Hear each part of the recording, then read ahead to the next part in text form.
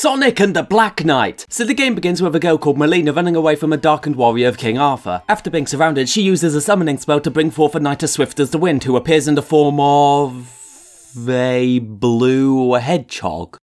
But thank God there was a cartoon character that fell out the sky, because had it been a normal human, this quest could have ended very abruptly. After destroying all of Arthur's minions, the blue hedgehog, by the way, that's Sonic, and Melina teleport themselves away from any danger. And if she had only done that before summoning Sonic, we could have saved a whole lot of trouble. As it turns out, Arthur wields the scabbard of Excalibur, which grants him immortality. It's also corrupted him, making his desires to overrun the world with minions from the underworld, because even in ancient times, people still had huge worries about immigration. They never actually mention why, but Sonic seems to think that having underworld creatures roam the world would be cool, as if it was Halloween all year round. Of course, this is stupid because A, this is Middle Ages England, Halloween was specifically designed to stop this kind of thing, and B, if it was Halloween, Melina would almost definitely be burned at the stake at this point in time. You, Sonic, are a culturally insensitive prick. Sonic is then directed over to the Lady of the Lake, where it's possible to find a sword capable of damaging the immortal king. After pulling the sword from the stone, the blade starts to talk to Sonic and wait, what? So, for whatever reason, they decided we needed a guide for our adventure. The sword Caliburn tries to teach us throughout the game, while he constantly gives us, and I quote,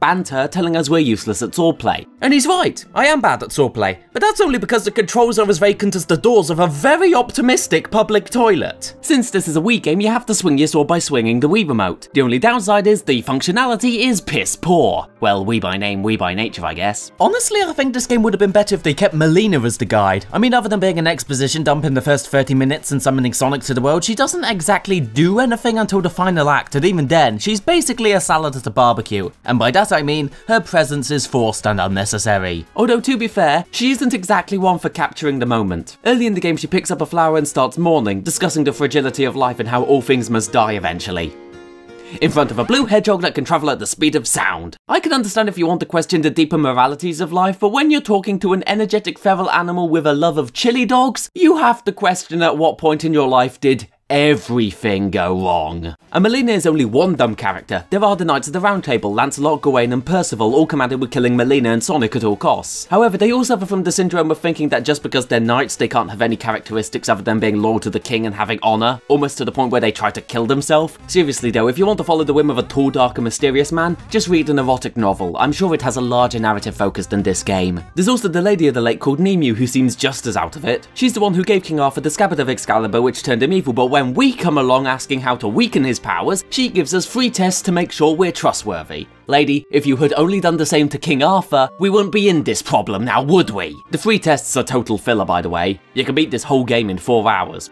I mean, you could do the bonus missions for some extra playtime, you know, if you're the kind of person who's into S&M. The Lady of the Lake then reveals that the only way to weaken Arthur is to collect the sacred swords of the Round Table and use them on the king in battle. So basically what we were told is that to weaken this guy, we need to use sharp weapons on him. Gee! Thanks, Nemu! Just out of curiosity, would you also happen to share that same weakness? And I haven't addressed this yet, but now is the best time.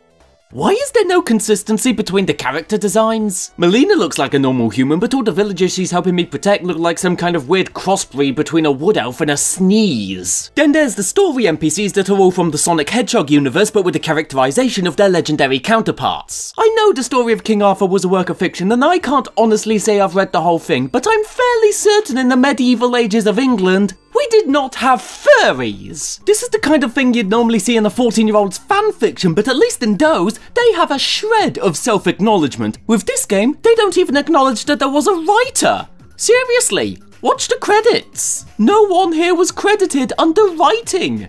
And honestly, I can believe it. So yeah, don't bother with this game. Most things I can look past, but who the hell would have greenlit Caliburn? I mean, come on! He's an ancient blade. You would think his wit would at least be a little bit sharper.